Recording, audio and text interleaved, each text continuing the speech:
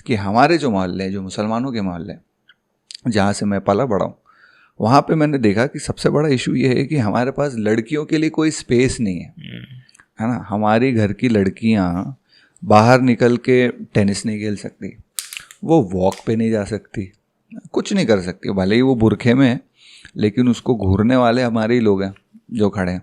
Irony ये है कि हमारे यहाँ के लोग अपनी माँ बहन बीवी को अगर कहीं सैर पे ले जाना चाहते हैं, कुछ चाट खिलाने ले जाते हैं, तो वो so called non Muslim areas में जाते हैं, है ना। वहाँ वो स्पेस सेफ महसूस करते हैं। कि सेम मुस्लिम्स की सोसाइटी की अगर बात करें तो उनको भी कहीं ना कहीं उनके रियल प्रॉब्लम्स नहीं पता है।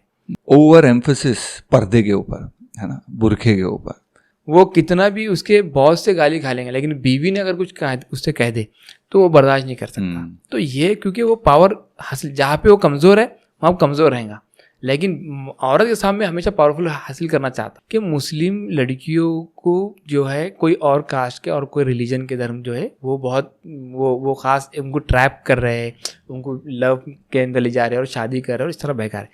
उसके सोल्यूशन के लिए हमने एक मीटिंग रखे है। मैं ये चाह रहा हूँ कि लड़की बुरखा भी पहने, बुरखे के अंदर क्या पहने वो मैं डिसाइड करूँ।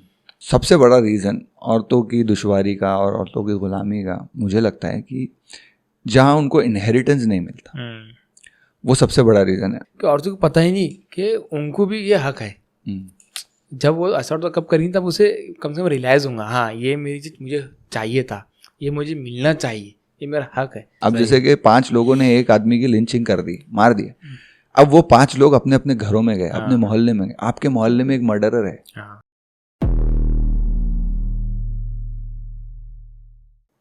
राइट।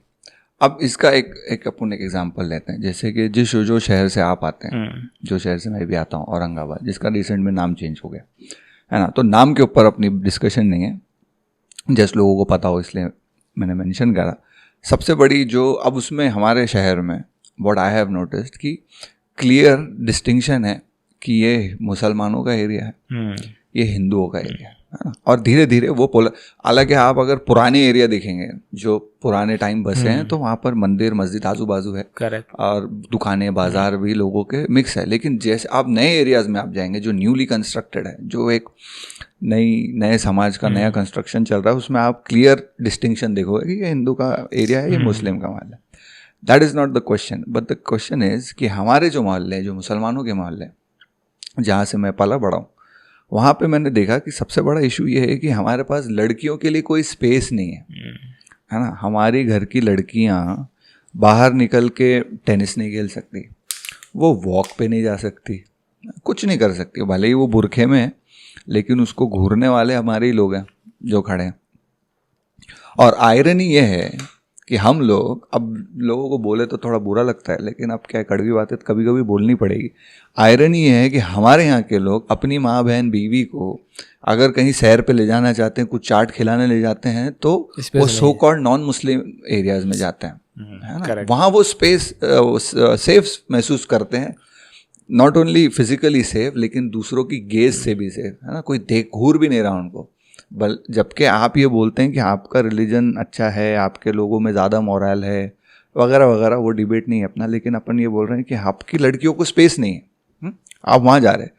अब ये जो 2 कौमें हैं, है ना, उनके पास बहुत अच्छे स्पेस है नॉन मुस्लिम एरियाज में, विच इज़ गुड। और मैं वहाँ भी बहुत रहा हूँ, मैं स्कूल भी मेरी कॉन्वेंट से हुई, तो मेरे तकरीबन दोस्त हिंदू रहे, और उनसे उस एरिया की भी मेरे को समझ है, उनके भी प्रॉब्लम्स है, लेकिन अपन एक एग्जाम्पल ले रहे हैं ना। तो एक ही शहर, एक ही MP MLA, एक ही पॉलिटिकल सिस्टम, सिमिलर सी मोरालिटी, सिमिलर सा कल्चर, सिमिलर सा खाना, फिर इतना स्टार्क कॉन्ट्रास्ट क्यों? असल में देखिए, इसके अंदर मुझे लगता है कि आप जैसा आपने कहा कि ख़ास औरंगाबाद की जब बात की आपने कि जो पुराने एरिया है, तो उसके अंदर आपको मस्जिद मंदिर या बहुत कॉमन कंबाइन आपको सोसाइटीज़ नज़र आएंगी।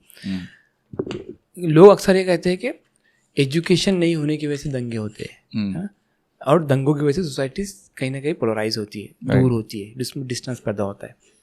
आप देखिए, एजुकेशन का तो रेशो बड़ा है। पास जब आप जिस पुरानी सोसाइटी की बात कर रहे हैं तब का एजुकेशन रेशियो और आज का एजुकेशन रेशियो आप बात करेंगे, कहीं ना कहीं इंक्रीज़ हुआ है, लेकिन सोसाइटीज़ दूर हुई है, पोलराइज हुई है। तो ये जो है ये कल्चर के ऊपर डिपेंड करता है बहुत आपका, ये एजुकेशन से ज़्यादा कल्चर पर डिपेंड करता है कि आप किस कल्चर में रह रहे हैं, और वो कल्चर जो है आपको एक थिंकिंग देता है, उस तरह आप सोचना शुरू करते हैं। तो खास अगर आप मुस्लिम्स की बात, मुस्लिम्स का अपना एक कल्चर है, और वो कल्चर ने कहीं ना कहीं उनको जो है वो लिमिटिंग बिलीफ शुरू करा है उनके, वो बिलीफ जो उनको लिमिट कर देता है, वो बिलीफ उनको जो रोकता है। अगेन वो बात कहूँगा मैं कि सेम सिर्फ मुस्लिम्स की सोसाइटी की अगर बात करें तो उनको भी कहीं ना कहीं उनके रियल प्रॉब्लम्स नहीं पता है, क्या प्रॉब्लम्स है, प्लस प्रॉब्लम के साथ साथ क्या राइट्स है, कौन से राइट्स है। और वो जो एक बायस में रहे हैं बहुत ज़्यादा स्टोरीज से, दूसरी चीज़ों से, ऐसा होता है, यूँ हो जाता है, त्यों हो जाता है, ये कॉलेज में गए तो ऐसा होता है, ये स्कूल में गए तो ऐसा होता है, ये कॉलोनी में गए तो ऐसा होता है, वहाँ पे ऐसा होता है। और उसने जो है उनको विदाउट प्रैक्टिस के, विदाउट एक्सपेरिमेंट के जो है वो बिलीव इतना स्ट्रांग हुआ कि उन्होंने उस कल्चर का हिस्सा बना ली, नहीं अब ऐसा ही ठीक है, अब जैसा रह रहे हैं, मतलब अगर कोई लड़की को कॉलेज नहीं भेजना है तो ठीक है, वो सेफ है। अगर कोई लड़की को जिम क्या ज़रूरत है, फिटनेस, वुमेन्स को फिटनेस की क्या ज़रूरत है, समझ रहे हैं आप, वो क्या वॉक करेंगे, वॉक के लिए जगह का है, और एक तो रात में निकलना या फिर सुबह अर्ली मॉर्निंग निकलना, वो अपने गली का उसके अंदर। तो ये जो पूरी मेंटेलिटी है वो इसलिए है क्योंकि सेफ्टी का कहीं ना कहीं इशू महसूस हुआ है, सेफ्टी नहीं है। अब वो सेफ्टी अगेन वो सिस्टम का एक बड़ा प्रॉब्लम भी है कि वो सिस्टम भी हमारे पास ये नाकाम हुआ है कि वो लोगों को सेफ महसूस करा सके सोसाइटी के अंदर। सोसाइटी भी इस चीज़ में नाकाम हुई है कि वो एक दूसरे को हम एक दूसरे से सेफ महसूस करा सके। तो दोनों पैरेलल चीज़ है कि उसकी वजह से कलेक्टिव चीज़ हुई और उसकी वजह से लोगों को रियल प्रॉब्लम्स पता नहीं चले, और वो जो फैब्रिकेटेड प्रॉब्लम्स में इतने उलझे कि उनको उनके रियल प्रॉब्लम से इतने दूर हुए कि वो उसको महसूस भी करना चाहते हैं, वो ज़रूरत भी महसूस करना चाहते हैं नहीं उसकी, कि इसकी भी ज़रूरत है, मेंटल हेल्थ भी सोसाइटी कॉलोनी में हो, एक पार्क भी कॉलोनी में हो, एक वुमेन्स के लिए जो है एक जिम भी उसके अंदर हो, फिटनेस सेंटर हो, एक जो है फैमिली के लिए कोई जगह हो, एक के लोग जाए, फैमिली बैठे, एक उस तरह सेफ माहौल हम बना सके। तो ये जो है ना एक पूरा एक सिस्टम, इस तरह जिस तरह के कुछ इंसिडेंट भी हुए, बहुत सारी चीज़ें असल में आप पूरी मुल्क देखो, उसमें कहीं ना कहीं वो कलेक्टिव कॉन्शियस ने ऐसी बढ़ती रही कि उसने एक इस तरह की सोसाइटी क्रिएट कर दी। अगेन आप इधर देखेंगे कि हिंदूज की अब जो बात करें एरिया के अंदर, तो उनके पास कभी उनको सेफ्टी का इशू महसूस नहीं हुआ, आइडेंटिटी का प्रॉब्लम महसूस नहीं हुआ, कभी उनके साथ शायद ही मॉब लिंचिंग की चीज़ें हुई होंगी, कभी उनके साथ किसी ने जो आइडेंटिटी या नाम या उनकी पहचान से किसी ने जो है सवाल उठाया होगा, इस शक की नज़र से देखा होगा। तो वो जो थिंकिंग खास मुस्लिम्स के अंदर, इंडियन मुस्लिम्स के अंदर ही, तो वो हिंदूज़ के अंदर जो है वो देखने नहीं मिलती है। तो बहुत फ्री में कहीं ना कहीं आपको माहौल जो है उनके पास दिखता है। तो ये मुझे लगता है कि एक बहुत बेसिक, इसके अलावा भी बहुत सारे फैक्टर्स है, लेकिन मुझे लगता है कि बेसिक एक फैक्टर हो सकता है जिसकी वजह से चीज़ें आई है। अगेन वो कहूँगा कि मैं वो अपने प्रॉब्लम्स मालूम, अपने रियल प्रॉब्लम्स मालूम हो, अपनी रियल नीड्स मालूम हो, आपको किस चीज़ की ज़रूरत है वो मालूम होना बहुत ज़रूरी है, उसके अवेयरनेस होना बहुत ज़रूरी है। मैं इस बात पे एग्री करता हूँ कि जो भी प्रिविलेज कास्ट के लोग रहते हैं उनको एक सर्टन प्रिविलेज है जिसके वजह से वो दुनिया में आगे बढ़ रहे हैं। वो हैंडीकैप नहीं है, है ना, जो दलित लोगों को मिला, जो समझो पिछड़े हुए लोगों को मिला। अब उसमें ना कि रिसेंटली मैं कोई बुक पढ़ रहा था या मैंने एक पॉडकास्ट देखा, आई डोंट रिमेम्बर, तो उसके अंदर वो बता रहा था कि कोई भी सोसाइटी को, एक कोई भी ग्रुप ऑफ पीपल को, किसी भी देश को जीतने के लिए, दुनिया में आगे बढ़ने के लिए, या कोई भी वॉर जीतने के लिए क्या चीज़ें ज़रूरी है, ही वाज लिस्टिंग दैट। तो उसने कुछ चीज़ें लिस्ट करी कि एक लीडर चाहिए जो कॉज के लिए मरने तैयार हो, है ना, कुछ उसकी आर्मी चाहिए जो शहीद होने तैयार हो कॉज के लिए, वगैरह वगैरह ऐसी लिस्ट थी। उसमें एक सबसे इंटरेस्टिंग पॉइंट ये था कि one of the critical points वो ये बोला कि कोई भी समाज किसी भी वॉर से तभी जीत सकता है जब उस समाज की औरतें उनके साथ हो। बिना औरतों के आप जीत ही नहीं सकते। सही है। क्योंकि अगर आप आइडियली जैसे दुनिया में देखोगे जहाँ पे बच्चों को नहीं मारा जाता, लड़कियों को, वहाँ पे 50-50 पॉपुलेशन होती है, एक रफ एस्टिमेट है ना। अब अगर मैं किसी वॉर पे जा रहा हूँ और मैंने 50% फोर्स मेरी घर ही छोड़ दी, तो मेरे जीतने के ऑड्स तो बहुत डिमिनिश हो गए, है ना। इस एंगल से देखो एक फोर्स क्या है। अब जो हमारा है कि हम दिमाग का इस्तेमाल करते हैं, ऐसे वॉर्स तो बहुत कम होते हैं, जो कि अब बढ़ गए बाय द वे, लेकिन वॉर्स होते हैं। तो ब्रेन्स है, अब ब्रेन्स में न्यूरॉन्स है ना, न्यूरॉन से ब्रेन बनता है। तो आपने 50% ऑफ न्यूरॉन्स को आपकी इकोनॉमी से, आपके समाज के साइकिल से बाहर फेंक दिया। करेक्ट। तो आप ग्रोथ कर ही नहीं पाओगे। तो मुझे भी ये लगता है कि मुसलमानों की रुसवाई और जो उनका पिछड़ापन है उसकी सबसे बड़ी वजह एक ये भी है, कई वजह हो सकती है, you can argue about it, लेकिन सबसे बड़ी वजह ये होती है कि उनकी औरतें शामिल ही नहीं है। औरतों का जो सेफ्टी और ओवर एम्फोसिस पर्दे के ऊपर है ना, बुरखे के ऊपर। बुरखा एक पार्ट है ना, कई चीज़ें हैं, इतना बड़ा कुरान है, इतनी हदीसें हैं, उसके अंदर बुरखा एक एलिमेंट है उसका। अब वो अपन क्या सही है, कितना बुरखा पहनना चाहिए, वो अपना डिबेट नहीं है, बट इट्स एन एलिमेंट। लेकिन आप देखोगे कि उस एलिमेंट पे हद से ज़्यादा ओपिनियन है, और ओपिनियन किसके है? आदमियों के। आदमी के। औरत के ओपिनियन मैं रेयरली सुनता, आदमियों के ओपिनियन, अरे देखो ये ऐसे जा रही है, बिना बुरखे के जा रही है वगैरह। यहाँ तक कि औरतें जो बुरखा पहनती है वो आदमियों के ओपिनियन और नज़रों से बचने के लिए ज़्यादा है। वो खुद समझ के कुरान की आयत को कि भाई अच्छा मुझे ऐसा करना है। और एक बहुत ही इंटरेस्टिंग पॉइंट मेरे को रिसेंट में मालूम पड़ा कि हिजाब और पर्दा नाम के शब्द कुरान में है ही नहीं। कुरान में कुछ एटिकेट्स है जो मर्द और औरत के लिए सेम है, ये आपने कल्चरली बना लिया। तो इस प्रकार का जब लोड एक औरत पे डालते हैं, यहाँ तक कि लोग अप्रिशिएट भी किसी को करते हैं। अभी एक लड़की है जो बुरखे में व्लॉग्स बनाती है, तो उसमें अरे माय हिजाबी सिस्टर, और ये तो उसका अप्रिसिएशन भी हिजाब से रिलेटेड है, उसके काम से, हाँ उसके काम से रिलेटेड नहीं है कि ये करे देखो हिजाब में अच्छा कर रहे हैं, अच्छी बात भी हो सकती है। तो ये जो अपने लोग हैं, जो मुस्लिम लोग हैं, जो अपनी लड़कियों को पीछे छोड़ते। एक तो किस्सा मैंने ऐसे देखा कि एक लड़की थी, 9th स्टैंडर्ड में थी, बहुत अच्छा पढ़ती थी, और ऐसा था वहाँ पे बात चल रही थी कि यार ये बच्ची के जो एजुकेशन है इसको फंड करेंगे, गरीब घर से थे। एक दिन सिर्फ ये हुआ कि कुछ लड़के उसके घर तक उसका पीछा करें, चले गए। अब वो टीनेज में करते हैं लड़के, है ना, हमारे समाज की वो भी एक सच्चाई है। तो उसके बाप ने उसकी शादी करा दी। तो काम किसी और का, लेकिन सजा लड़की को। हर बार ऐसा है कि तुम बाहर मत निकलो, तुम मत करो, जबकि अगर कुरान में देखे तो सबसे पहला हुक्म आदमियों को है नज़र नीचे करना। करेक्ट। और आप बुरखे में जो घूरते हैं, और ये बात को कोई डिनाई नहीं कर सकता। और अगर ये किसी को झूठ लग रहा है तो आप अपने घर में औरतों से पूछो कि सबसे ज़्यादा किस महल्ले के लोग घूरते हैं ना। तो ये कैसे समाज बदलेगा कि ये लोग कैसे अपने औरतों को शामिल करने के लिए क्या क्या करना पड़ेगा इनको, कि जब इनको बचपन से ही धर्म के नाम पे एक ऑपरेशन सिखाया जाता। मेरे पास एक आंसर है उसका कि एक वन ऑफ द वेज क्या है उसके।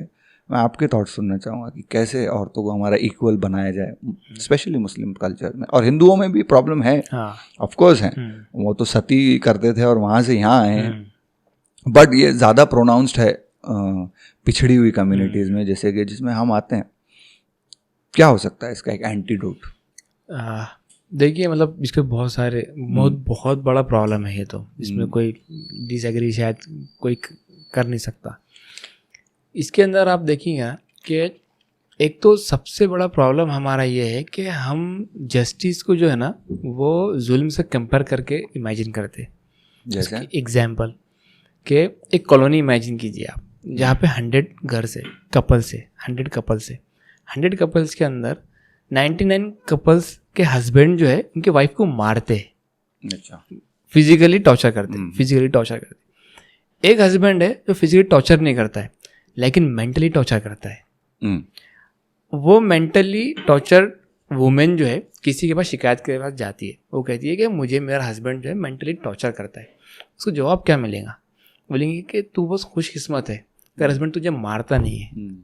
समझे? तो हमारे पास जस्टिस है ना सोसाइटी में हो रहे जुल्म से कंपेयर होता, ना कि उसको उसकी नीड्स को लेके, उसको क्या एक्चुअल उसके लिए इंसाफ हो सकता उसको लेके। मेंटल हेल्थ भी जुल्म है, फिजिकल टॉर्चर भी जुल्म है, लेकिन मेंटल हेल्थ जुल्म नहीं रहा। कब नहीं रहा? क्योंकि फिजिकल टॉर्चर बहुत ज़्यादा हो रहा है। तो ये जो सिस्टम है ना, तो ये हमको मतलब सेम चीज़ में इसमें ये है कि फॉर एग्जांपल अगर कोई फादर अपनी बेटी को पढ़ा रहा है, बेटी 12th तक पढ़ ली, उसका एजुकेशन हो गया, अब वो चाह रही है कि मैं आगे एजुकेशन करूँ, तो फादर कहेंगे हमारे ख़ानदान में तो किसी ने यहाँ तक भी नहीं पढ़ा, तो मैंने तुझे यहाँ तक पढ़ाया। जस्टिस उसको लग रहा है मैं इसको जस्टिस दे रहा हूँ। क्यों जस्टिस दे रहा हूँ? कि मेरे जो ख़ानदान था, मेरी जो सोसाइटीज़ थी, मेरा जो सराउंडिंग था, उसने किसी ने तो 10th तक नहीं पढ़ाया, मैंने अपनी बेटी को 12th तक पढ़ाया। तो ये तो मैंने उसको मतलब मैं तो बहुत उसके लिए मैंने इंसाफ किया। हालांकि उस इंसाफ वो है जहाँ तक वो पढ़ना चाहती है उसको पढ़ाया जाए, जहाँ तक वो इल्म हासिल करना चाह रही है उसको वहाँ तक उसको इल्म हासिल किया जाए, उसको वहाँ तक सुविधा उसको जो है दिए जाए, उसकी फैसिलिटीज़ जो है दी जाए। तो ये एक्चुअल ये जस्टिस, तो जस्टिस जो है वो उसके मियार पे हो, ना कि कंपेयर करके हो। ये एक चीज़। तो आप देखेंगे, अब ये एग्जांपल आप हर जगह लगा दीजिए, हर चीज़ों में। मतलब फॉर एग्जांपल कि अगर कोई लड़की किसी होटल में जाके खाना ट्राई करना चाहती है, तो वो गई, एक बार गई, 2 बार और जाना चाहती, लोग मैंने 1-2 बार तो भेजा, लोग तो भेजते भी नहीं है ना। और सेम चीज़ ये हर चीज़ों के अंदर आप कंपेयर कीजिए। सेकंड चीज़ ये कि मैं असल में इंसान जो है ना, ख़ास आदमी हमेशा पावर अपने पास रखना चाहता, हमेशा पावर अपने पास रखना चाहता। अब जहाँ भी मौका मिलता वो पावर अपने पास रखना चाहता। इंसान कितना भी आदमियों से गाली खा ले, लेकिन औरत से गाली खाना उसके लिए बर्दाश्त के बाहर है, वो पॉसिबल ही नहीं। वो कितना भी उसके बॉस से गाली खा लेंगे, लेकिन बीवी ने अगर कुछ उससे कह दे तो वो बर्दाश्त नहीं कर सकता। तो ये क्योंकि वो पावर हासिल, जहाँ पे वो कमज़ोर है वहाँ कमज़ोर रहेगा, लेकिन औरत के सामने हमेशा पावरफुल हासिल करना चाहता। अब उसका एक लॉन्ग प्रोसेस है, वो जिस तरह वो सोसाइटी रही है, जिस तरह वो, लेकिन साइकोलॉजी बहुत बड़ा उसका रोल रहा है, वो पावर छोड़ना नहीं चाहता। अगेन दूसरी चीज़ ये कि जब, और उसको लगता है कि वो सबसे ज़्यादा अगर मैं आसानी से किसी के ऊपर डोमिनेट हो सकता तो वो औरत है ना। और दूसरी सोसाइटी के अंदर आप ये देखिए, अगर मैं कहूँगा नर्स, तो आप क्या इमेजिन करेंगे? लेडी, लेकिन बॉय भी नर्स होता है, राइट। मैं कहूँगा कि फॉर एग्जांपल आर्मी में मतलब एक आर्मी इमेजिन कीजिए, तो आप इमेजिन करेंगे सारे आदमी। अब मैं इमेजिन करूँगा कि स्कूल के बाहर कुछ बच्चे फुटबॉल खेल रहे हैं, तो आप इमेजिन करेंगे पूरे बॉयज़ की टीम। मैं बोलूँगा आपको, इमेजिन कीजिए स्कूल के बाहर कुछ बच्चे कबड्डी खेल रहे हैं। तो ये जो हमने एक कहीं ना कहीं सेग्रेगेट किया है चीज़ों को, कि ये औरतों के लिए, या आदमी के लिए, और इसने जो है डिवाइड किया है, ना कि उनके जस्टिस को लेके, ना कि उनकी चॉइस को लेके। तो ये जो हमने जो चीज़ों को डिफ्रेंशिएट किया है, और ये करने में कहीं ना कहीं मर्द का बहुत बड़ा रोल रहा है। गाली को लेके अपने कहा, आपकी एक वीडियो भी मैंने देखा, मैं आप कहते गाली मैक्सिमम जो फीमेल के नाम से होती है, फीमेल का नाम उसके अंदर लिया जाता है, वो डोमिनेट करना चाहता है औरतों को खास। तो ये पावर हमेशा अपने पास रखना चाहता है। तीसरी चीज़ ये कि आप एक एक्सपेरिमेंट कर सकते हैं कि आप गूगल में सॉरी व्हाट्सएप पे एक मैसेज डालिए कि खास अगर मुस्लिम कम्युनिटी की आपने बात की कि मुस्लिम लड़कियों को जो है कोई और कास्ट के और कोई रिलीजन के धर्म जो है वो बहुत वो खास उनको ट्रैप कर रहे हैं, उनको लव के अंदर ले जा रहे हैं और शादी कर रहे हैं और इस तरह बहका रहे हैं। उसके सोल्यूशन के लिए हमने एक मीटिंग रखे है, आप फला जगह पे इतने बजे आ जाइए, कितने बच्चे आते देखिए। अगेन एक मैसेज डालिए, दूसरा वो डालिए कि लड़के बहुत लड़कियों को परेशान कर रहे हैं कॉलेज के बाहर, फला कॉलेज के बाहर, उसके लिए सोल्यूशन निकले और कितने लोग आते देखिए आप। असल में लोगों को फिक्र यह है कि लड़की की हिफाजत हो, लेकिन लड़की किससे हिफाजत हो? आदमी से हिफाजत हो। वो मर्द मैं भी हो सकता हूँ, वो आदमी मैं भी हो सकता हूँ, वो लड़का मैं भी हो सकता हूँ। तो मैं अपना कुछ चेंज नहीं करना चाहता हूँ, मैं ये चाह रहा हूँ कि लड़की बुरखा भी पहने, बुरखे के अंदर क्या पहने वो मैं डिसाइड करूँ। अगर फॉर एग्जाम्पल कोई लड़का छेड़ रहा है तो उसका सोल्यूशन ये है कि लड़की को घर में बिठा दिया जाए। अगर कोई लड़का जो है उसे परेशान करे तो सोल्यूशन ये है कि लड़की को बाहर ना भेजा जाए।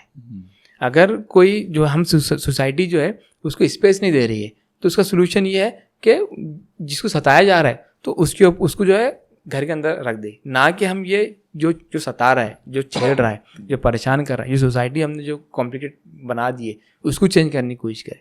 तो असल में एक तो ये है कि पावर अपने पास रखना चाहता है। दूसरा आसान क्या है? सबसे आसान ये है कि दूसरों को चेंज करो। और एक तो पावर, उसके पास पावर है मर्द होने का। दूसरी चीज़ ये है कि वो चेंज करना चाहता है लेकिन खुद को करना नहीं चाहता, तो कमज़ोर वो चेंज करेगा, तो उसके नज़र में कमज़ोर औरत है।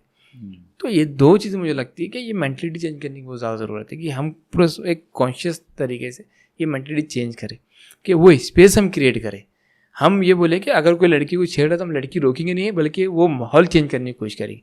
अगर कोई कॉलेज बदनाम होता है इसलिए कि वहाँ पे लड़के अफेयर बहुत ज़्यादा होता है या फिर छेड़म छाड़ी लड़की के साथ बहुत ज़्यादा होती है, तो लड़की को उस कॉलेज में एडमिशन नहीं, बल्कि उस कॉलेज का माहौल चेंज करने की ज़रूरत है हमें। तो वो माहौल को चेंज करने की ज़रूरत है, वो सोसाइटी को चेंज करने की ज़रूरत है, वो कॉलेज के कैंपस को चेंज करने की ज़रूरत है, ना कि लड़कियों को और रोकने की ज़रूरत है। तो मुझे लगता है कि ये चीज़ें इस तरह के इम्प्लीमेंटेशन होना ज़रूरी है। आप देखिए बहुत बेसिक है, लड़की के पास फ़ोन ही नहीं होना। क्यों नहीं होना? कि लड़के फ़ोन करते।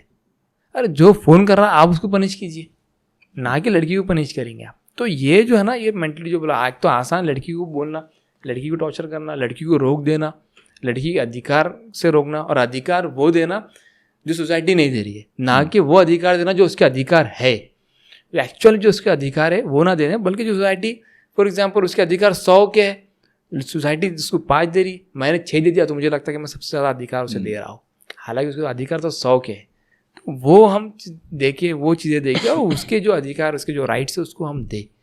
वो मुझे लगता है कि शायद इस चीज़ें से कहीं ना कहीं प्रॉब्लम का सोल्यूशन कहीं ना कहीं हो। मेन तो ये है कि मेंटलिटी चेंज हो, हमारी खुद की, मेरी अपनी खुद मेंटलिटी चेंज हो। तो वो शुरुआत करना वो ज़रूरी है, खुद से शुरुआत। अब इसके ऊपर मैं आपको बोलता हूँ कि जब भी मैं, अगर समझो एक फॉर्मूला है कि आपको किसी को जज करना है कि यार ये बंदा जिंदगी में ग्रो होता है क्या, बस वही है।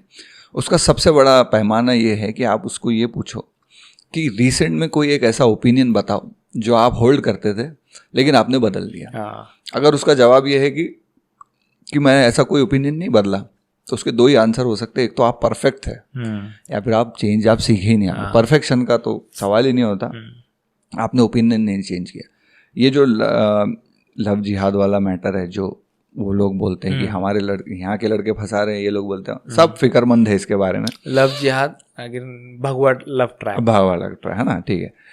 इसके बारे में मेरा ओपिनियन चेंज हुआ है। पहले मैं जब स्कूल में था, जब कॉलेज में था, तो मैं भी बहुत जज्बाती था, नहीं जानी चाहिए लड़की। दुनिया देखी नहीं, जो समाज में बैठा है बस वो समाज से मैंने वो एक पॉइंट ऑफ व्यू अडेप्ट कर लिया था कि हम लोग भी क्या होता है ना, कि हम हमारे समाज के जो एग्रीगेट वैल्यूज रहते, बस उसका एक सरमाया रहते। करेक्ट भाई ये पूरा आपने कॉपी पेस्ट किया है, आपके कोई ओपिनियन नहीं है, आपने नहीं बनाया ये ओपिनियन। तो मेरा ये ओपिनियन था। फिर मैं जब दुनिया देखा तो फिर मेरे को समझ में आया कि यार ये एक लड़की जो है ना, वो एक इंडिविजुअल है। उसको इस देश का कानून, अगर वो 18 साल के ऊपर हो गई, वो उसको इजाज़त देता कि वो जिससे चाहे उससे शादी करे, है ना। कोई रोक नहीं सकता उसको, ये उसका हक है। उसका हक मारना कोई भी रहे, चाहे वो हिंदू या वो उसकी पर्सनल लिबर्टी, जो लिबर्टी एक कॉन्स्टिट्यूशन में इंश्राइंड है, उसको आप छीन रहे। और इसके ऊपर कोई बात भी नहीं करता कि सबको ये क्या अच्छा है छुप बचा, और यहाँ उसमें औरतें भी शामिल हैं। दूसरा रिलीजन भी उसको आज़ादी देता है कि वो चाहे जो करे, है ना। अब जैसे फॉर एग्जांपल इस्लाम में शराब पीना हराम है फॉर एग्जांपल, लेकिन आप पी सकते हैं, आपको चाहिए तो। आपको बाद में जज किया जाएगा। अगर खुदा चाहेगा कि आप शराब पीने, तो आप बॉटल मुंह को लगा ही नहीं सकते। अगर वो कुछ कर रही है तो उसको इजाज़त है ऊपर वाले की।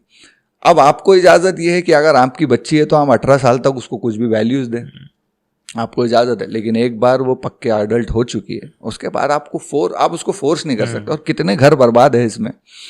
ये अंग्रेज़ों में तो काफ़ी अच्छा है कि कोई की एक कशोर जू है तो किसी का इंडियन है, तो ये लोग फिर भी एमिकेबली साथ में बैठ के खाना खाते हैं। रिश्ता तोड़ देना जो लोग एक दूसरे के साथ करते हैं, कितना एक्सट्रीम है कि अपनी औलाद के साथ रिश्ता तोड़ना। एक कोई पेरेंट रहेगा तो वो जानेगा कि रिश्ता औलाद से तोड़ना कितना मुश्किल होगा। सोसाइटी का उस पर क्या प्रेशर होता होगा, उसकी मान्यता कितनी हार्ड है कि वो अपनी बेटी है अपने बेटे से रिश्ता तोड़ देता जस्ट बिकॉज उसने किसी और से शादी करी। तो ये तो बहुत बड़ा इशू। और आई एग्री कि अगर इसके ऊपर मैं मैसेज डालूंगा तो बहुत लोग आएंगे। क्योंकि मेरे को भी मैसेज आते थे, अरे भाई ये ना नोटिस लगी है, ये बुरखे वाली कहीं शादी कर रही है। तो भाई कर रही तो मैं क्या करूँ, करने देना उसको। रोकना चाहते हैं, और दुनिया के छिचोरे ये खुद है ना। मैं बहुत सारे लोगों को जो ये करते थे रोकने का, मैं उनको खुद जानता हूँ कि ये क्या है बोल के। लेकिन लड़की के लिए मोरालिटी इज़ डिफरेंट, आपके लिए मोरालिटी इज़ डिफरेंट, क्योंकि आप पावरफुल हैं। लेकिन इन केसेस में जब ये पावर सिस्टम जो बना है, जो पेट्रियार्की का, इसके अंदर मर्द भी विक्टिम्स बनते हैं। जैसे कि एक मर्द अपनी माँ के आगे अपनी बीवी को मोहब्बत नहीं दिखा सकता, अपने औलाद को गले नहीं लगा सकता। अब बीवी तो दूर की बात होगी, कुछ लोग तो ऐसे हैं कि अपनी औलाद को भी मोहब्बत नहीं दिखाते कि माँ बैठी है बाप बैठा है, बोलेंगे ये तो उसका हो गया। और ये बहुत अब रिसेंटली तो शायद थोड़ा कम हुआ है, लेकिन पहले तो बहुत था। और अभी भी कुछ कल्चर्स में होगा नहीं। एक्चुअली उसका वो भी है ना कि मर्द को हमेशा ना पावरफुल दिखना है, और हमेशा उसको पावरफुल दिखना है। तो घर में भी उन्हें ऐसा रहता है कि नहीं मैं पावरफुल हूँ, तो वो भी प्रेशर है। मर्द है तो मर्द की तरह रहे, मर्द है भाई तो तो उसमें एक पावर है, भाई तू मर्द है ऐसा कर बात कर रहा, मतलब बीवी से डर जाएगा, तू मर्द है, बीवी के कॉल आएगा तो घबरा जाएगा, तू मर्द है। मतलब हमारे पे देखो ना सोसाइटी में जो इस तरह बात होती है कि वो किसी की शादी हुई, अगर रात में जल्दी घर चल जाए, शादी होगी बीवी के पास जा रहा है, लोग हंसते हैं। तो बीवी की फरमाबरदार होना हमारे पास ये बहुत निगेटिव बात है कि आप बीवी की बात सुन रहा है क्या, या बच्ची जो डिमांड्स करे वो तू बार बार कर रहा है, या यार इसका बेटा तो बाप के गले में हाथ डाल के जाता है, इसका बेटे तो बहुत उसको लाइट लेता है, हंसी मजाक करते हैं तो ताली मार के बात करते हैं। मतलब हमारे पास ये है कि तू तो बाप है, तू मर्द है प्लस बाप है, तो तू कैसा अपने बेटे से ताली मार के बात कर रहा है, तू कैसा हंसी मजाक कर रहा है। तो वो प्रेशर ही उसके पास बहुत है, वो प्रेशर उसको ऑटोमेटिक वो क्रिएट करता नहीं यार मैं कैसा हो सकता हूँ। तो मैं नहीं, अपन थोड़ी सुनते बीवी की, अपन तो बीवी को छोड़ते नहीं, बीवी अपने आगे जाती नहीं, बीवी की राय नहीं लेते। तो बीवी से राय लेना भी लोगों को लगता है कि मेरा मतलब मैं मर्द रहूँगा नहीं, कि मेरे लिए पॉसिबल नहीं कि मैं मर्द अपनी बिजनेस के अंदर अपनी बीवी से कैसे राय लूँ, उसको समझता ही नहीं। अपनी पर्सनल लाइफ के अंदर जो इश्यूज चल रहे हैं वो उससे कैसे शेयर करूँ। तो कई ऐसे मर्द होते हैं कैसे हस्बैंड से जो बीवी से शेयर ही नहीं करते, करना भी चाहते लेकिन कर नहीं पाते, क्योंकि वो जिस सोसाइटी में रहे जो प्रेशर उसके पास में, तो वो भी बहुत ज़्यादा रहा है, पावर का प्रेशर। लोगों को देखा मर्द ने हमेशा पावर होल्ड कर रखा है, वो होल्ड मुझे भी रखना है, वरना लोग कहेंगे कि बीवी का गुलाम है, लोग कहेंगे कि ससुराल का गुलाम है, लोग कहेंगे कि तो अपने बच्चों ने इसको तो पैजामा में पहन लिया, आमतौर पर जो कहते हैं। उसमें वो खुद भी सफ़र कर रहा है, हाँ, मोहब्बत नहीं कर पा रहा, तो वो कौन सा खुश है। सही है। लेकिन समाज का पेट्रियार्कल सिस्टम, और इसमें औरतें भी शामिल है। एक रिसेंट में, मतलब रिसेंट तो नहीं, कुछ साल हो गए उसमें, कि मेरे एक दोस्त की शादी हुई तो उसकी बुआ ने उसको आकर के एक ही सलाह दी। अब सलाह देते हैं लोग शादी में, झाड़ू नहीं उठाना कभी घर में। एक औरत उसको बोल रही है ना, कि कैसे औरत भी, मतलब कभी कभी हम हमारी गुलामी में खुद हिस्सेदार रहते हैं, अपने आप पे जुल्म करने में खुद कंट्रीब्यूटर है, कि वहाँ जाके उसको बोल रही कि उसको ये नहीं बोल रही कि यार पहले के लोग नहीं करते थे, लेकिन उसको बीवी का पर्सपेक्टिव मालूम है ना, औरत का पर्सपेक्टिव उसको मालूम है कि क्या गुजरती है बीवी के ऊपर, लेकिन फिर भी वो ये बोल रही है कि अब मैं तो हो गई, अब इसको भी करना है डोमिनेट। कभी कभी ये भी होता है कि साला हमारे साथ तो बहुत बुरा हुआ, ये कैसे खुश है, ये कैसे खुश है। अभी जो जनरेशनल चेंज हो रही है तो उसमें क्या हो रहा है ना, कि सासें जो है, जो सास जो बनी है आज न्यू उनके साथ अच्छा नहीं व्यवहार हुआ, क्योंकि समाज पहले बहुत कठोर था, अब अच्छा हो रहा है। तो there is a factor of jealousy औरतों के बीच में भी। शायद बेटी के साथ अच्छा नहीं हो रहा, अब बहू बहुत खुश है, तो वो भी एक जेलेसी। तो औरतें भी कंट्रीब्यूट करती है इसमें, उनको भी ऐसा नहीं है कि आपको भी सुधरने की, समझने की ज़रूरत नहीं है। वो अपने बायस, वो है ना कि सवाल नहीं पूछते, हम अपने आप को सवाल नहीं पूछते कि सच्चाई जो हम जिस चीज के साथ पैदा होते हैं हम उसको सत्य मानते हैं, कि जो कहानी सुने आपने वही हकीकत है। जो रिलीजन में पैदा होते हैं 99% लोग उसी रिलीजन में मर जाते हैं। तो मतलब कैसे, आपने सवाल पूछा ही नहीं, मतलब आप उठे हर चीज को सवाल पूछो। आपके जो रिलीजन है आपको बोल रहे यार ये त्योहार मना, है ना, ऐसा कर, ये पढ़, क्यों पढ़ो, क्या है, इसका सवाल तो पूछो। लेकिन वही है कि अगेन ट्रुथ जो होता है ना वो एक्सपेंसिव होता है। ट्रुथ को जानने के लिए आपको टाइम देना पड़ता है, एनर्जी देना पड़ती है, एक्सपेंसिव है। ट्रुथ कॉम्प्लिकेटेड है ना, जिंदगी कॉम्प्लिकेटेड है तो सच्चाई भी कॉम्प्लिकेटेड है। कोई एक वो हीरो और विलन वाली स्टोरी तो होती नहीं है, सब कॉम्प्लिकेटेड है। तो रियलिटी भी कॉम्प्लिकेटेड है, तो स्टोरी वो ट्रुथ भी कॉम्प्लिकेटेड। वो लोगों को समझने की कैपेसिटी नहीं, मेहनत करना पड़ती, खर्चा करो, टाइम दो, फिर कॉम्प्लिकेटेड है, फिर आपके जो बायस तोड़ना पड़ेगा, और फिर अनप्लेजेंट है।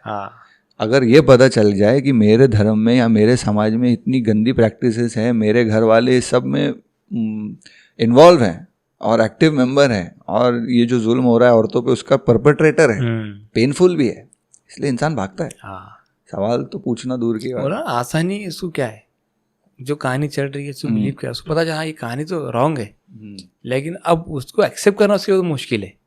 तो आसान क्या है, ठीक है रॉन्ग है, लेकिन चल तो रही ना, सब कर रहे हैं, करना पड़ता है। आसानी की तरफ इंसान को जल्दी लपकता है, राइट, उसको मेहनत नहीं करनी। और अगर वो पावर में है, अगर स्पेशली जैसे आदमी है ऑलरेडी बॉर्न इन पावर, तो सोचने की तो वजह भी नहीं है ना, उसको प्रिविलेज मिल रहा है उसका तो उसके लिए और इंसेंटिव कम हो जाता है सोचने के लिए कि भाई अब तो प्रिविलेज को देना पड़ेगा। हाँ करेक्ट। मेरी इसी सेम चीज़, मेरे एक सोशल मीडिया पे एक फ़ोटो आई थी, एक मैं जिस ग्रुप से गया था इंडियन इंस्टीट्यूट ऑफ डेमोक्रेसी, तो मैं झाड़ू मार रहा था सुबह मॉर्निंग में, तो उन्होंने फ़ोटो डाल दिए। तो कई लोगों ने मुझे मैसेज किए, कॉल किया, या मिल गए, भाई तुम झाड़ू मार रहे, तुम्हारी फोटो आ गई, तुम झाड़ू मारने गए क्या वहाँ पे?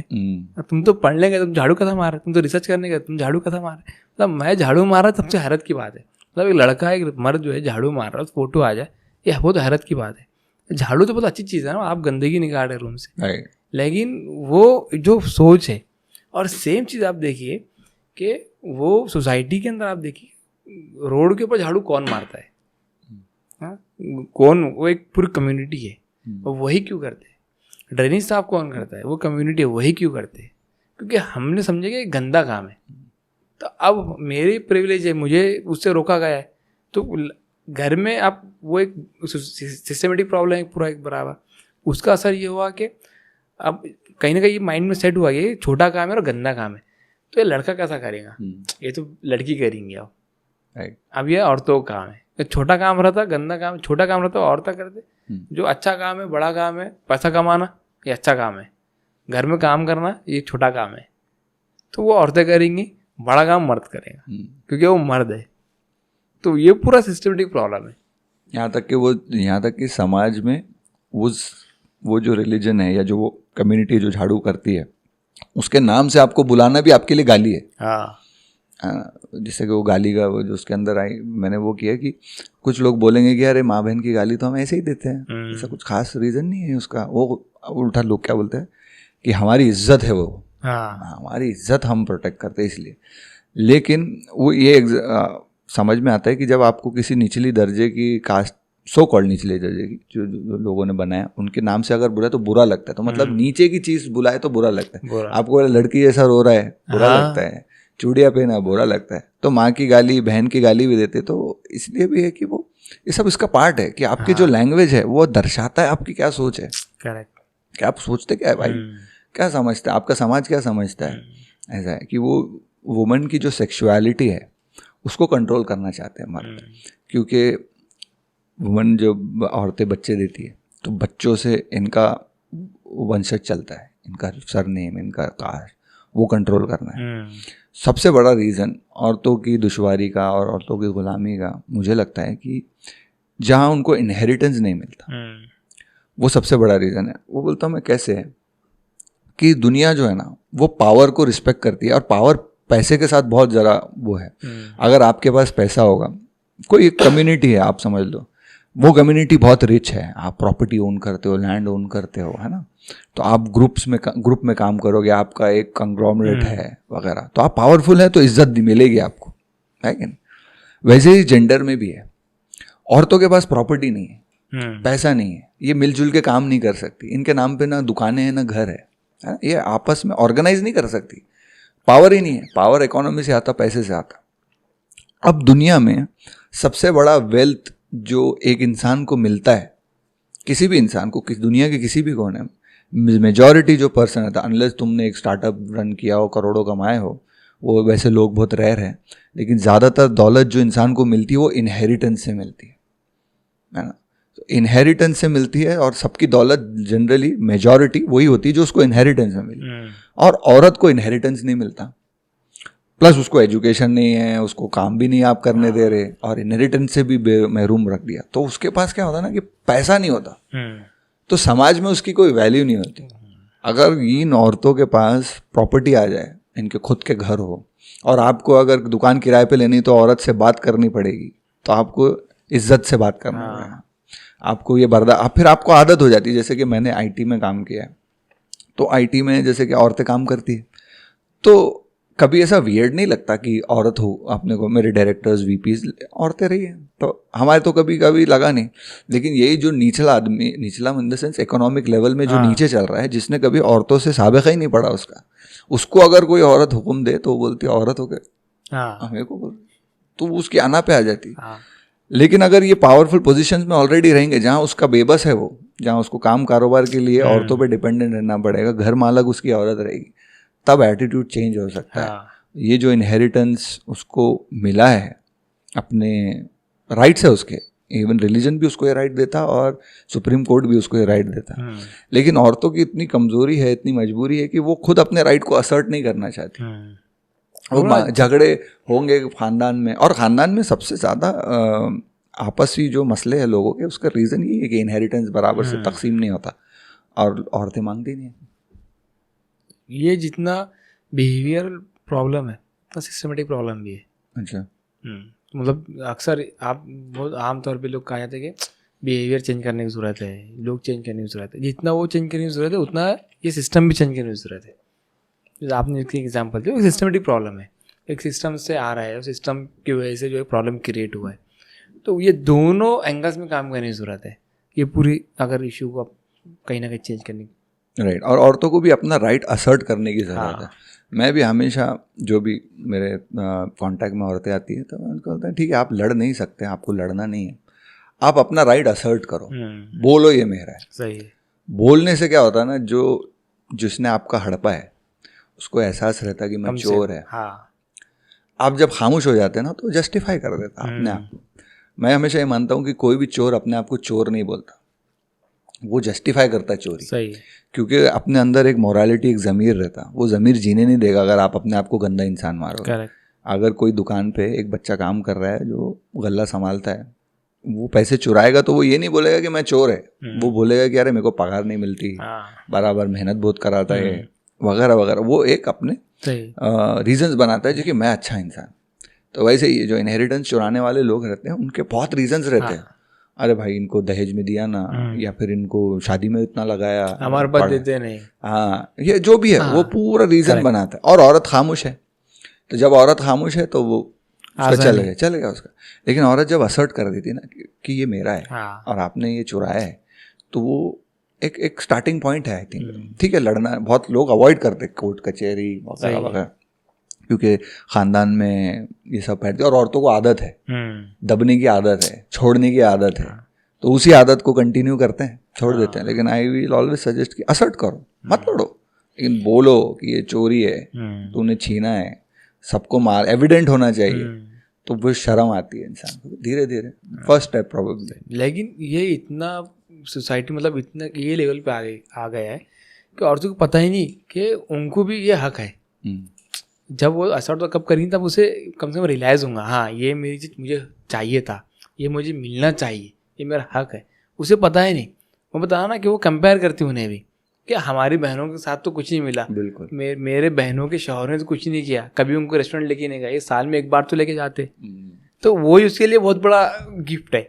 वही उसको ये नहीं कि जब मेरा मन किया तब मैं कम से कम बोलूँ कि मुझे बाहर ले चले, कब मेरा मन करे तो मैं बोलूँ कि मुझे कुछ अर्निंग करना है, जब मेरा मन करे तो कुछ बोलूँ कि मैं ये फला काम करना चाहती हूँ। तो ये वो भी कंपेयर करती है कहीं ना कहीं कि इतने औरतों के साथ ये जुल्म हो रहा है, मुझे कुछ उसके अंदर थोड़ा सा प्रिविलेज मिल रहा है नॉर्मल सा, तो मेरे लिए बेस्ट है। मैं क्यों अब वो चीज़ इमेजिन करूँ, वो तो पॉसिबल ही नहीं है। वो मेरा हक जो है, जो उसका जो रियल हक है, वो तो हासिल करना है मेरे लिए पॉसिबल ही नहीं, क्योंकि मुझे यही मेरे लिए जन्नत है।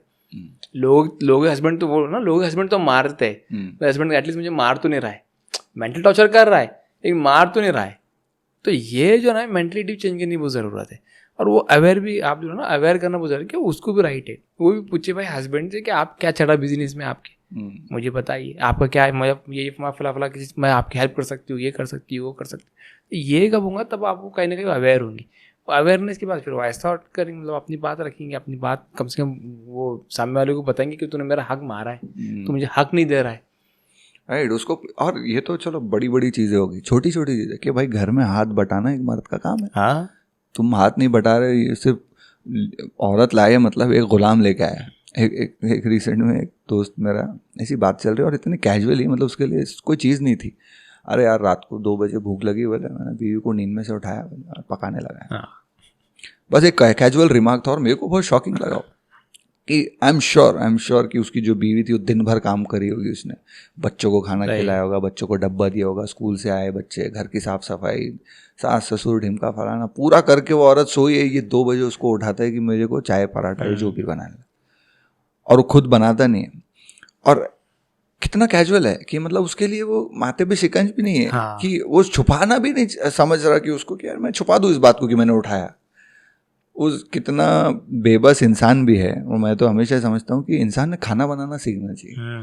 बहुत सारे डिसीजन मेकिंग्स और चीज़ें, मतलब कैसे इम्प्रोवाइज किया जाता है, लाइफ स्किल है ना। हाँ। खाना बनाना लोगों को आता नहीं। उसके अंदर ये भी चीज़ है कि वो फिर अब एक प्राउड फील करता है, मतलब और बोलेंगे दोस्तों में, भाई अपन रात में कहीं भी जाओ, बीवी को बोलो खाना बना के देती है, वो कर देती है। सेकंड उसका फैक्टर ये है कि वाइफ जो है ये अपनी रिस्पॉन्सिबिलिटी समझती है कि 24 घंटे मैं सर्वेंट हूँ। ये उसके बाद अधिकारी नहीं है कि मैं बोलूँगा नहीं मैं थक गई अब। आप देखिए मतलब ये अगर उसने ये बहुत प्रेशर करके बोल भी कि मैं थक गई, तो क्या करी? 2 रोटी बनाना, सालन डालना, रोटी। हमारे अम्मा ये करते थे, हमारा माँ ये करते थे, वो कंपैरिजन कंपैरिजन आता है।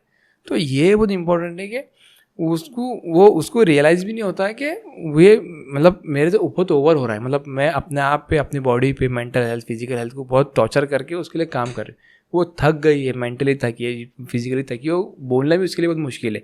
उसे लगता है कि मैं 24 आवर्स मैंने उसके लिए ही हूँ। वो खुद अपनी जिम्मेदारी समझती है, जिम्मेदारी वो उसको लगता है कि मतलब शौहर जो हुक्म देगा उसको करना उसकी जिम्मेदारी है। उस पे कम से कम ये बोलना कि मेरी इच्छा नहीं है, मैं आपके लिए कर देती हूँ लेकिन मेरी इच्छा नहीं है, लेकिन ये मेरे बहुत परेशानी हो रही, फिर भी मैं आपके लिए कर रही हूँ। तो आप कल जल्दी आ जाना, कल अगर आए तो मैं नहीं बनाऊंगी। एटलीस्ट ये कम से कम एक दूसरे में कम्युनिकेट हो।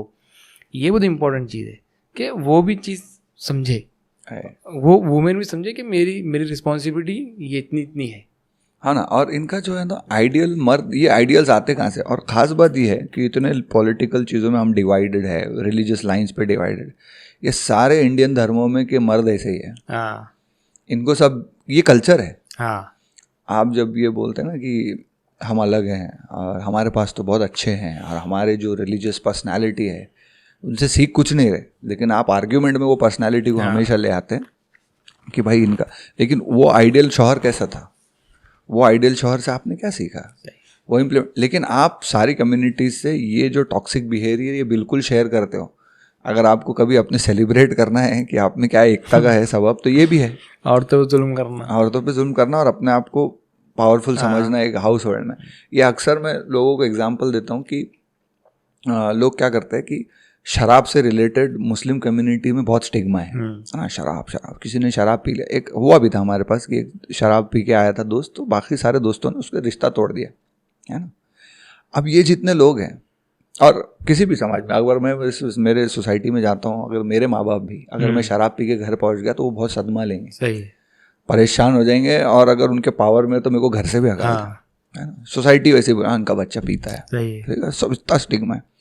लेकिन अगर मैं लोन पे गाड़ी लूँ, लोन पे घर लूँ, जो कि इस्लाम के हिसाब से ज़्यादा बड़ा गुनाह है कंपेयर टू दारू पीना, शराब पीना, तो ये सब सेलिब्रेट करें। लोग आएंगे, पेड़े देंगे, मिठाई देंगे, गाड़ी घुमाओ, थोड़े जेलस भी फील करेंगे, थोड़ा खुश भी होंगे, सब होंगे, लेकिन डिस्गस्टेड नहीं रहेंगे। वहाँ पीछे बातें भी करेंगे और इवन उसमें माँ बाप भी, यार हमारा बच्चा तरक्की का सबब बने। अब अगर आप ये मानते हैं कि आपकी जो मोरालिटी आपके रिलीजन से ड्राइव होती है, तो यहाँ तो ये झूठ हो गई बात, क्योंकि वो तो बड़ा गुनाह था, आपने उसको किया, ये छोटा। आपकी जो मोरालिटी वो आपके कल्चर से चलती है। करेक्ट। आपका कल्चर किस चीज़ को हाँ बोलता है और आपका कल्चर किस चीज़ को ना बोलता है, ये अपने आप के बारे में ये जानना ज़रूरी है। आप जो ये बीवी के साथ जो कर रहे हैं, ये आपका कल्चर है। करेक्ट। ये आपका धर्म नहीं है। ये सेम चीज़ ना कि नबी करीम सल्लल्लाहु अलैहि वसल्लम के ऊपर आप कोई लोगों को बुला ले तो काफ़ी लोग जमा हो जाएंगे। वुमेन्स की बात करें, नबी करीम सल्लल्लाहु अलैहि वसल्लम जो है तहज्जुद के लिए उठते थे। इस्लाम के जो प्रॉफिट है उनसे, हाँ, इस्लाम के जो प्रॉफिट, खास हम जो मुस्लिम कम्युनिटी के लिए बात कर रहे हैं, तो नबी करीम सल्लल्लाहु अलैहि वसल्लम जो तहज्जुद के लिए उठते थे मिड नाइट में काफिर। तो हदीस में आता है कि आप जब उठते थे अपने कदम बहुत धीरे धीरे रखते थे ताकि उनकी वाइफ ना उठ जाए। अब देखिए कितना ख्याल है ना। वो सेम चीज़ मतलब उनके बिलीवर कहे रात के मिडनाइट आते हैं और कहे खाना बना के दीजिए उठा के, हालांकि वो उठ रहे हैं इबादत के लिए, दूसरे काम के लिए, इबादत के लिए। नहीं, उठने का तरीका ये है कि आप धीरे धीरे उठते हैं ताकि बीवी डिस्टर्ब ना हो, उनकी नींद खराब ना हो। तो ये जो एक दूसरे की रिस्पॉन्सिबिलिटी का ख्याल रखना है, बोला ना कि उस तरह ना जिए हम जिस तरह जाते हैं। बीवी किस तरह रहना चाहती है, बीवी को क्या चाहती है, उस तरह हस्बैंड रहे। ये आपको आपका रिलीजन सिखाता है। तो वो जो आप बोले कि मोरालिटी आपके पास, इथिक्स जो है आपके पास, वो कल्चरल है। आपकी सोसाइटी में जो इथिक्स रहेंगे वो आपके इथिक्स है। आप बहुत बोलेंगे मैं धार्मिक हूँ, आप बहुत बोलेंगे कि मैं, लेकिन आपके धर्म जो, आपका रिलीजन जो आपको इथिक्स सिखाता है, आपकी मोरालिटी या जस्टिस का जो लेवल उसने दिया है, जस्टिस तो आपने दिया, आपकी बहन का हक है, आपकी माँ का हक है, आप देंगे नहीं क्योंकि कल्चर आपका देता नहीं। तो आप वहाँ पे जाओ, जिस आपके पास बहुत कंप्रोमाइज़ करना कोई आसान नहीं है, जब जो आसानी से आप हासिल कर रहे हैं, प्रिविलेज आपको देना चाह रहे नहीं, तो वो उस तरह आप कल्चरल से आप बहुत आसानी से एक्सेप्ट कर रहे थे। राइट। और आपका जो बच्चा है, अब अगर आपका बेटा है, वो ये चीज़ देखता है और वही चीज़ वो सीखता है और वही वो आगे चलती चले जाती है। और कहीं ना कहीं समाज में जितनी हमारी गंदगी है, अगर उसको ब्रेक करना है हमको, अगर एक बाप अपनी बीवी को अच्छे से ट्रीट करता है और उसका बच्चा उसको देख के सीखता है, तो कहीं ना कहीं उसको ये समझ में आएगा कि सोसाइटी में एक नॉर्म है, लेकिन मेरा बाप अलग था।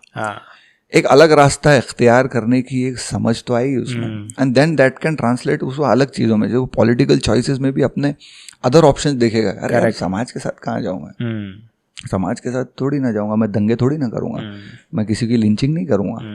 वो ये शुरुआत होती है घर से। और ये जो लिंचिंग करते हैं, जो रैलियों में गालियाँ देते हैं, लोगों के ऊपर पत्थर मारते हैं, लोगों को क्या लगता है कि ये हमारे गुंडे हैं और दूसरों का नुकसान कर रहे हैं, लेकिन इसका उल्टा है, ये आपके गुंडे हैं, आपके घर आने वाले। करेक्ट।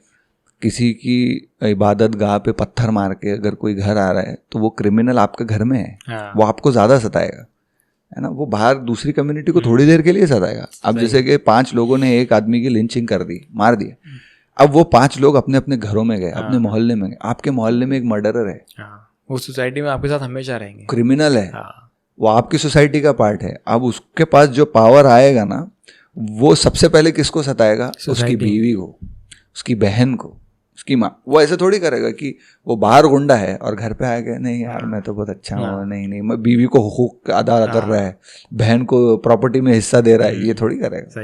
वो घर पे आके अपने पावर का इस्तेमाल यहाँ करेगा, फिर अपनी सोसाइटी में करेगा। तो ये जो अच्छे इंसान पैदा करने की जो समझ है, वो हमको होनी चाहिए। करेक्ट। कि हम कैसे इंसान डेवलप कर रहे हैं, हमारी सोसाइटी में क्या एक्सेप्टेबल है, क्या एक्सेप्टेबल नहीं है। लोगों को लगता है कि दूसरे को सता के आया तो हमारा हीरो है। जैसे कि बीच में गैंगस्टर को लोगों ने हीरो बना दिया कि वो बहुत दूसरे कम्युनिटी के लोग हैं। लेकिन आप अगर केसेस उठा के देखेंगे, इवन इसका सबसे बड़ा एग्जाम्पल तो खुद मुस्लिम कल्चर अपने आप में है कि अफ़गानिस्तान में, इराक़ में, यहाँ पर जो इस्लाम धर्म को बचाने के नाम से जो ऑर्गेनाइजेशंस खड़ी हुई, इनके सबसे ज़्यादा जो विक्टिम्स हैं वो खुद मुसलमान। इन्होंने अंग्रेज़ और यहूदी तो क्या ही मारे होंगे, अपने लोग इतने मारे, क्योंकि वो पावर वो हर जगह यूज़ करता है। तो ये अच्छे इंसान, अच्छा बच्चा, ये पैदा करना आपकी जिम्मेदारी है और आपको मॉडल बनना पड़ेगा। और ये इतनी छोटी चीज़ से शुरू होता है कि आप अपनी बीवी को हुकूक देते हैं, कि अपने बहन को हक देते हैं, और वो चीज़ वहाँ भी कनेक्टेड है कि आपकी औलाद या आपके समाज का बच्चा मर्डरर है या क्रिमिनल है।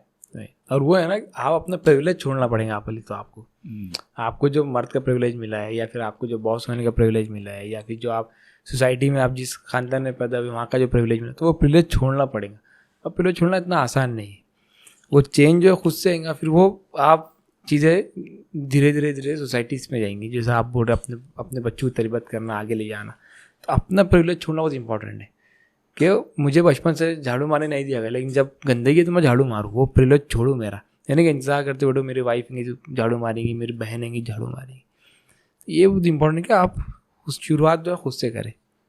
तो वो प्रिविलेज छोड़ेगा सिर्फ इसीलिए कि उसको समाज में अच्छा देखना है, या उसके लिए पर्सनली भी कुछ उसके फ़ायदे हैं? पर्सनली फ़ायदे, एक तो पर्सनली ये फ़ायदे है कि आप देखिए प्रिविलेज आपको मिल रहा है कहीं ना कहीं चीज़ों से, इसका मतलब ये है कि कोई किसी ना किसी पे जुल्म, कुछ ना कुछ जुल्म हो रहा है। और वो जो अकाउंटेबिलिटी का जो मामला है कि आप किसी से पूछेंगे कि आप जालिम बनना चाहेंगे, जाहिर सी बात कोई नहीं बनना चाहेंगे। इंटरनल मोरालिटी की अपन ने बात कर रहे थे, कि कोई नहीं बनना चाहेगा। लेकिन जब आप अपनी वाइफ पे जुल्म करेंगे तो आप बोलेंगे आप जालिम है, तो ऐसा जालिम है तो नॉर्मल है। तो वो रियलाइजेशन होना, नहीं यार मैं जुल्म कर रहा हूँ, मिडनाइट उठा रहा हूँ उसे, इसका मतलब मैं कहीं ना कहीं जुल्म कर रहा हूँ। देन अगेन वही आ जाती है कि वो असर्ट करो, बोलो ये गलत है। वही तो बोलो गलत हो, या फिर कम से कम सेल्फ रियलाइज हो मुझे, नहीं यार मुझे ये चीज़ नहीं करना पड़ेगी। अब मुझे क्या करना पड़ेगा, एक तो टाइम पे आ जाना पड़ेगा, या अगर मैं लेट आया तो हम सो जाना पड़ेगा। तो ये जो चीज़ है, ये एक्सेप्ट करना बहुत इंपॉर्टेंट है। राइट। अभी मैं भी जब आता हूँ शहर में, तो मैं देखता हूँ कि रात को 2-4 बजे तक लोग बाहर बैठे रहते हैं, है ना। और ये छोटे बच्चे नहीं हैं, कॉलेज के बच्चे नहीं है, बड़े बड़े आदमी हैं जो दिन भर काम करते हैं और रात भर बाहर रहते हैं। तो मैं ये सोचता हूँ, मुझे सवाल आता है कि इनके बच्चों की परवरिश कौन करता है जब ये रात भर बाहर है और ऐसे लोग मैं देख रहा हूँ जो 10-10 साल से रोज रात को बाहर। हाँ, और उनके लिए प्राउड है। हम 2 बजे तक बैठते, 3 बजे तक बैठते, हाँ, बातें करते, बीवी बच्चों को छोड़कर गप्पे लड़ाते। हाँ। तो इनके बच्चे की परवरिश कौन कर रहे हैं? क्योंकि मैंने जहाँ तक देखा है कि जब बच्चा होता है इंसान को तो बहुत काम रहते हैं, बहुत बिजी हो जाता है इंसान, है ना, बच्चों की। और एक बाप के लिए सबसे इम्पोर्टेंट, एक बच्चे के लिए सबसे इम्पोर्टेंट बाप का पैसा नहीं है, बाप का वक्त है। सही है, वो टाइम है। अब तू टाइम ही नहीं देगा तो कैसे चलेगा? कितने बड़े बड़े जो ये फिल्म स्टार्स हैं, ये आज कन्फेशन कर रहे हैं कि मैंने मेरे बच्चों को टाइम नहीं दिया। तो बच्चे को टाइम चाहिए ना, दौलत थोड़ी ना चाहिए। और ये जो लोग हैं जो बाहर बैठते हैं, इनके बच्चों को कौन परवरिश करता है? ये मैं आई एम श्योर कि इनकी माएँ, इनकी सास और इनकी बीवियाँ, इनके ऊपर इन्होंने जिम्मेदारी का बोझ डाला हुआ है। हम नहीं, कंट्रीब्यूटर नहीं है, क्योंकि वो कमा रहा है ना, कमा रहा है। जैसा आप बताए, पावर, पैसा जो उसके पास है, तो पैसा कमा रहा है, तब ये काम तो उसके लिए मतलब मैं तो कमा रहा हूँ ना, तू क्या करेंगी, तू ये कर, तू क्या करेंगे, तू ये कर, तू क्या करेंगे, तू ये कर। तो वो तमाम चीज़ों से औरतों पे डाल के रखा है जो उसकी रिस्पॉन्सिबिलिटी। और सबसे बड़ा हक तो उसका ये है कि अपनी वाइफ को टाइम दे। वो दिन भर काम कर रहा है, रात में दोस्तों को टाइम दे रहा है, फिर जाके सो रहा है, फिर दिन भर काम कर रहा है। तो अपनी वाइफ का एक सबसे बड़ा हक है कि उसको आप टाइम दे। तो हक की अब हम बात करते तो हम अक्सर ये सोचते हैं कि बड़े चीज़ें सोचते, मतलब एसेट में सोचते कहीं ना कहीं। हक को मतलब उसको वो पैसा भी मिलना चाहिए, उसको घर मिलना चाहिए, उसको गाड़ी मिलना चाहिए, उसको मोबाइल मिलना चाहिए, लेकिन बीवी हस्बैंड का प्यार मिलना चाहिए, हस्बैंड से का वक्त मिलना चाहिए, हस्बैंड की केयरिंग मिलनी चाहिए। ये हम नहीं समझते, ये भी हक है करके। ये भी एक हक है, ये माँ का हक है, ये बीवी का हक है, ये बेटे का अपने जो बहन है उनके लिए हक है कि उनके साथ बैठे, उनके साथ बात करे, उनकी चीज़ों को समझे। तो ये भी एक हक है। वरना हम है ना चीज़ों को मटेरियलिस्टिक बहुत ज़्यादा सोचते चीज़ों को लेके। अब बहनों के लिए भाई उसका हक क्या है, मतलब बर्थडे आया तो गिफ्ट कर देना। बहनों का हक क्या है, कॉलेज ला के छोड़ देना चीज़ें, मतलब फॉर एग्जाम्पल कुछ चीज़ें ला के दे देना। तो ये हम मटेरियलिस्टिक चीज़ों को बहुत कंपेयर करते हैं हमेशा, जो हमारी नीड्स को लेके या हक को लेके। लेकिन ये जो इमोशनल जो टच है, इमोशनल टच में हम पीछे रह जाते हैं बहुत ज़्यादा। और ये सबसे इंपॉर्टेंट चीज़ है कि आप ये भी समझिए कि आपकी रिस्पॉन्सिबिलिटी, जितनी आपकी रिस्पॉन्सिबिलिटी ये है कि बीवी को राशन ला के दे, इतनी ही ज़्यादा रिस्पॉन्सिबिलिटी है कि बीवी को टाइम दे। इतनी रिस्पॉन्सिबिलिटी आपकी है कि बच्चों की स्कूल की फीस भरे, उतनी ही ज़्यादा आपकी रिस्पॉन्सिबिलिटी है कि आप बच्चों के साथ टाइम स्पेंड करें। तो ये दोनों रिस्पॉन्सिबिलिटी इंपॉर्टेंट है। वरना वो क्या है, उसको लगता है कि मैं स्कूल की फीस तो भर दिया, अब मेरी रिस्पॉन्सिबिलिटी खत्म, अब मेरी क्या रिस्पॉन्सिबिलिटी है। तो उतनी ही रिस्पॉन्सिबिलिटी का आप बच्चों को टाइम दे, बच्चों को सिखाए, बच्चों के साथ टाइम स्पेंड करे, बच्चों के साथ खेले, बच्चों को समझे। ये सब वही भी एक अपनी रिस्पॉन्सिबिलिटी है। राइट। और ये जब अपने पास टाइम नहीं होता, क्या होता है ना कि हमारी सोसाइटी में हमने पैसा कमाने को एक बहुत बड़ा वर्च्यू माना है। जितना ज़्यादा पैसा उतनी ज़्यादा इज्जत, उतना ज़्यादा, वो सब ऑब्वियस है, सबको पता है। अब क्या होता है ना कि जब हम टाइम ज़्यादा डालते पैसा कमाने में, तो टाइम तो 24 घंटे है। अब दूसरे काम है, आपको बच्चे की परवरिश करना है, बच्चे को खिलाना है, बीवी को ये करना है, भाई बच्चे को रिलीजन सिखाना है, कोई भी रिलीजन का। सही। अब ये काम इंसान क्या करता है, आउटसोर्स करता है। अब आपने बच्चों को रिलीजन खुद का खुद नहीं सिखाया, आपने क्या किया, एक पंडित या एक मौलाना को भेज दिया कि भाई ये सिखा दो इसको। मैंने सिखाया, है ना, जैसे एजुकेशन के लिए स्कूल आपने कर दिया, फिर आप ध्यान नहीं दे रहे उसके ऊपर।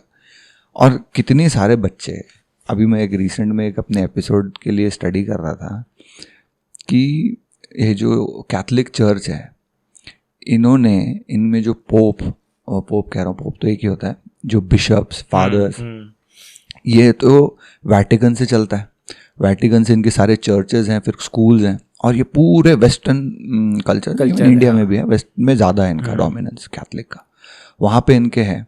वहाँ पे माँ बाप ने अपने बच्चों को आउटसोर्स किया कि इनको पढ़ाइए, इनको रिलीजन भी सिखाओ, और माँ बाप का ध्यान नहीं है।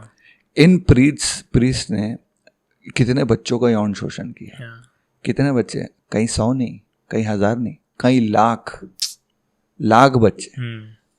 कुछ फ्रांस में एक इन्वेस्टिगेशन में लाखों विक्टिम्स पाए गए। ये 50 साल से ये कर रहे थे और माँ बाप का ध्यान नहीं है। क्यों? आप तो पैसा कमा रहे ना, आपने आउटसोर्स कर दिया। धर्म गलत सिखा रहा, वो तो एक पॉइंट है ही, वो धर्म तो उसको सही सिखा ही नहीं रहा, उसको ये सब, वो खुद अनएजुकेटेड है। जैसे कि आप फॉर एग्जांपल जनरली क्या होता है, जैसे कि कोई कोर्स में जो रिलीजियस कोर्सेज में लोग आते हैं, वो ये लोग आते हैं जिनको मॉडर्न एजुकेशन नहीं मिल पाता या मिल नहीं पाता, अफोर्ड नहीं कर पाए। तो गरीबों के बच्चे क्या करते हैं कि भाई उनको एक रिलीजियस इंस्टीट्यूशन में दे देंगे कि भाई आप वो बनो। वो फिर अब एक टीचर बना, वो आपके बच्चे को मॉरलिटी सिखा रहा है, जो कि उसको खुद एक्सपीरियंस नहीं है। सही। उसने ना दुनिया ट्रैवल किया, ना उसने कोई PhD करी, है ना। आप स्कूल में एडमिशन लेते हैं तो आप पूरी चीज़ें देखते हैं, टीचर्स कितनी एजुकेटेड हैं, ये रेप्यूटेड कितना है, क्या इनके रिजल्ट्स। लेकिन जब आप अपना रिलीजियस टीचर अपने बच्चों के लिए अपॉइंट करते हैं तो आप कुछ नहीं देखते, उसकी क्वालिफिकेशन नहीं देखते। और इसीलिए इन और रिलीजियस लीडर को एक पेडेस्टल, यार आइए बैठिए, पैसे लीजिए, ये लीजिए। फिर उन्होंने मोलेस्ट किया, है ना, फिर गलत रिलीजन सिखाया, लाखों बच्चे गलत रिलीजन सिखाने की वजह से वो बच्चा हमेशा परेशान है। मैं आपको मेरा पर्सनल एग्जांपल मैं आपको देता हूँ। एक बार मैं एक रिलीजियस गैदरिंग में बैठा और मैं छोटा था, छोटा हूँगा मैं 8th-9th में। तो एक साहब आए, मेरे को बात करते हैं। अब उनका बात ये बोलना चाह रहे थे मेरे को, उनकी चलो अपन नीयत अच्छी समझते हैं, है ना। वो ये बोलना चाह रहे थे कि अब तुम जवान हो रहे हो तो लड़कियों के चक्कर में मत पड़ो, है ना, पढ़ाई पे ध्यान दो, वो आपके जो इंस्टिंक्ट्स है, जो नीड्स है, उसके ऊपर मत। ये उनको बोलना था। वो क्या मेरे को बोल रहे हैं, अरे ये लोग औरतों के पीछे परेशान रहते हैं, ये औरतें 4 दिन नहीं नहाई तो बदबू आती इनके अंदर से, है ना, इनको इनके नाक में ऐसा रहता है, अरे ये तो ऐसा कर, मतलब औरतों को बुरा गंदा गंदा बोल रहा है। चारा क्या वो कि मैं दूर रहे, मतलब औरतों से तो दूर रहूं और मैं वो चीज़ों में ना पढ़ूं, जो कि डिस्ट्रैक्शन। लेकिन उसका जो तरीका है वो इतना मिसोजिनिस्टिक है कि अब इतना बोलेगा, मैं बोला कितना, अब किसी को कितना बोल सकते हैं। बच्चे बहुत इम्प्रेशनेबल रहते हैं। सही है। आप उसको एक एक जेंडर के बारे में, और उनका बोलना यह था कि ये इतनी गंदी औरतें हैं, इनसे दूर रहो तो तुमको जन्नत में हूर मिलेगी, जो कि वो नहीं आती उनके पास। इतना तरीका कितना गलत। तो आप अपने बच्चे को किस इंसान का एक्सेस देते हैं, किसको ताकत है कि आपके बच्चे को चीज़ें सिखाए, ये आपकी पैनी नज़र होनी चाहिए आपकी इसके ऊपर।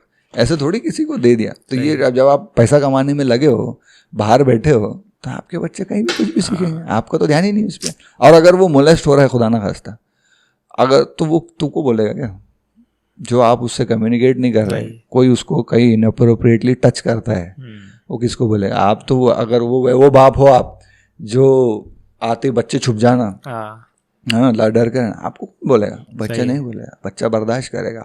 और वो जो प्रेडेटर्स रहते, जो ये सेक्सुअल असॉल्ट करते हैं सब, इनको मालूम रहता कि कौन बच्चा बोल पाएगा, कौन प्रेडेटर्स है ना, वो उनको एक्सपीरियंस रहता है। ये आउटसोर्स करने का मेरे को लगता है कि अपनी जिम्मेदारियां दूसरों पे आउटसोर्स, कि आप बिताओ मेरे बच्चे के साथ वक्त। नहीं, बच्चे को तू चाहिए बेटे, अब तेरा पैसा थोड़ी ना चाहिए उसको। अब ये बच्चे जो मोलेस्ट हो गए या जिसको बाप का साया ही नहीं मिला, साथ ही नहीं मिला, इनके अंदर साइकोलॉजिकल इश्यूज कितने रहेंगे। करेक्ट। वही लोग सोसाइटी बनाएंगे, नेक्स्ट जनरेशन जो है वही लोग। अब जो आप लाखों की बता रहे हैं क्वांटिटी, सोसाइटी में आ जाएंगे कहीं ना कहीं। अब उसका रिएक्शन ये होंगे आके, कहीं ना कहीं वो किसी न किसी को मोलेस्ट करेंगे। वो तो फैक्ट है, फैक्ट ऑफ साइंस है कि एक प्रेडेटर की चांसेस ये रहता है कि वो मोलेस्टर इसलिए बनता है कि उसके साथ मोलेस्टेशन हुआ। करेक्ट। वो निकालेगा ना जिसके साथ जो हो, या फिर वो हो जाएगा कि वो बहुत अकेला हो जाएगा, लोगों से मिलना दूर कर देंगे, सोसाइटी से अलग हो जाएगा। सोसाइटी में रहेगा तो वो बीमारी को और आगे स्प्रेड करते रहेगा।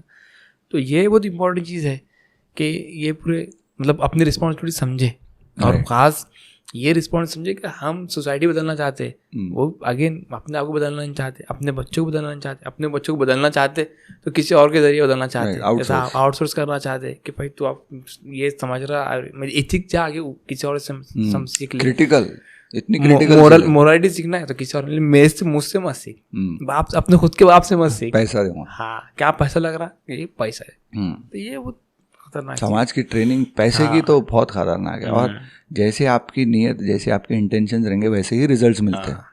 ऐसा नहीं होता कि आप गुस्से से और जलन से कोई एक्ट करे और उसका खुशहाली और बहाली में रिजल्ट नहीं आ सकता ना भाई। वो जो बोओगे वही काटोगे। सही, इंटरेस्टिंग। अच्छा है तनवीर भाई, बहुत अच्छा लगा आपसे बात करके। इसको रैप अप कर दे अपन, अब फिर करेंगे किसी दिन। Very interesting, thank you. मज़ा आया, बहुत बहुत शुक्रिया आपका। थैंक यू भाई।